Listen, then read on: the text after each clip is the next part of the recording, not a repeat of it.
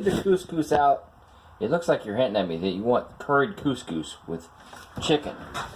Is that the case? Do you want some couscous? It's okay. You can admit range chop directions. That sounds yummy, doesn't it, Chico? Okay, so what do we need? In a medium saucepan, combine 1 1/4 cups water, 2 teaspoons olive oil or butter, and contents of spice sack.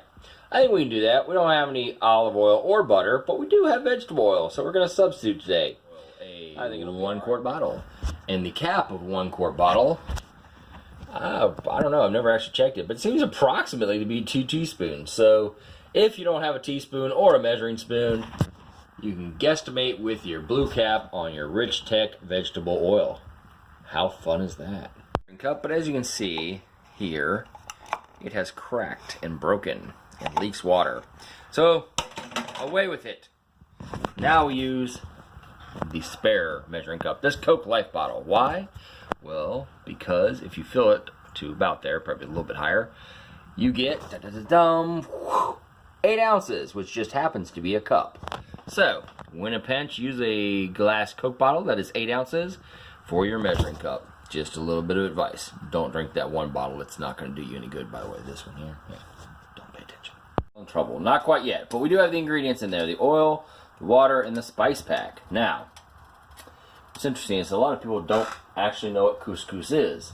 Well, couscous is, if we look over here, couscous, pre-cooked semolina.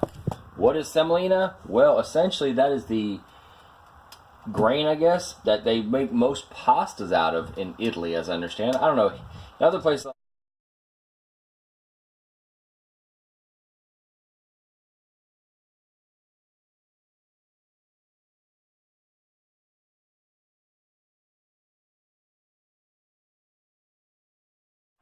and as you can see, there is some of the couscous in my hand, which tastes very much like pasta because semolina is what pasta is often made from, and looks like little pasta seeds. So, at a boil. So, stir in the couscous, it says. In goes couscous. Couscous. Couscous. In goes the spoon for the stirring. Stir, stir, stir. Stir, stir, stir. You doing okay down there, Chico dog? Chico, you okay? Yeah, okay. Alright, so we are stirring, but as I do not want just plain couscous today, and apparently as Chico has indicated, we would like some curry. Curry.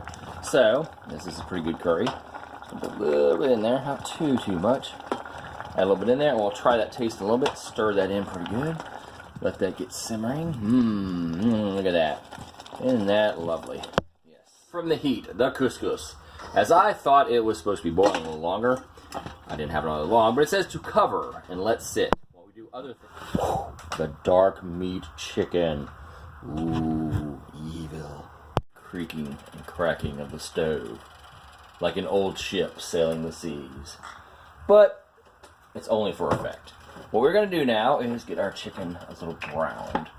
So we need a tad bit of oil. Oop. And that's probably too much, but you know what? So be it. And then we need 1 can chicken. Make sure to drain your chicken first and try to keep the lid on there, because especially if you're cooking one-handed with the camera, can't get the chicken out. Hang on, let me get the chicken in there and then I'll get back to you. Okay, so we have the evil dark chicken, which doesn't look that dark, in the pan with the oil. Now, we're going to turn the heat back up to medium and get this to brown a little bit on the bottom, flip it, and then brown a little bit more, and we'll put it in the couscous. So we're going to give that time. Starting to get that, the point it's brown. We've kind of chopped it up a little bit so it's more shredded. The reason I have the chicken arranged in a triangle is that, if you'll notice, my pan is angled down.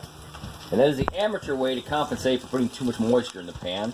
Because you let the oil and excess water accumulate and they'll flow off. And as this triangle pattern, it's more likely to escape around. If I did a square, it'd hold it at the sides or whatnot. But if you always make a triangle, see how it's kind of browned on one side. I'm going to flip it again. You'll see it's kind of got that brown, a little bit of crunch to it. Some people don't like it that way. Some people do. I do, because it kind of tastes more grilled to me. I'm wondering if my camera ain't paying attention to what I'm doing there. Anyway, I want to show that. We're about to add it to the couscous, and then we'll give it a try. Okay, so turn the heat off the chicken, and we have the couscous, and now the chicken shall go in to the couscous. Evil chicken, good couscous. It's an an ancient conflict. Alright, so here we go, and we'll just stir that in. Okay, get that nice mixed in, and then we shall give it a taste and a review, as you know.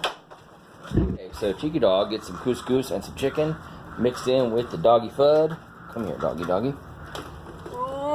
Let's see what you think. You'll probably walk away because you never eat your food at first. Okay. No. You sure? No? Okay.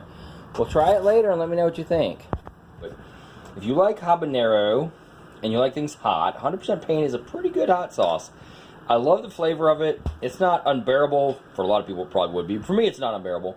But it is good, and I recommend it. Here we are for round 2 of the testing. Once I've added a little more oil and a little more curry powder and some hot sauce and stuff, we should get better results for my palate, I think. Okay. Whoop, he's hanging off. Oh, that was bad. I just dropped it on camera. Oh. Okay, yeah, that's where it needs to be. I would rank that now 8.5, 9 out of 10. Pretty good stuff. If you I've never cooked with, cover camera. If you've never cooked with couscous before, it very much is used like rice is. It has a different flavor. It's great for variety. You don't have to add the spices in, but it tastes kind of like pasta. You can use it for paella. You can use it in fusion cooking in place of rice for pretty much anything. I mean, it's great stuff. So don't be afraid because it's Middle Eastern. I know some people have prejudice and hang-ups on things like that. I personally don't so much. I see people as people, and if people are good to me, they're good to me. If they're bad people, they're bad people. It doesn't matter where they come from. But I like trying cuisine from all over. Well, not as much as I used to, not as much as my dad does, but growing up in Atlanta, there were a lot of ethnic restaurants. A lot of immigrants came in from all over the world in the 80s, and it's kind of nice to try various things, try new things, even if you don't like them. At least be adventurous. If you can't take a vacation and go around the world, you can at least try food from around the world, right? All right, Hilson. Chico, looks like you're approving of the couscous now, huh? Hey, Chico, is it good? Yeah, you like it now? All right. Thought you might come around, little buddy.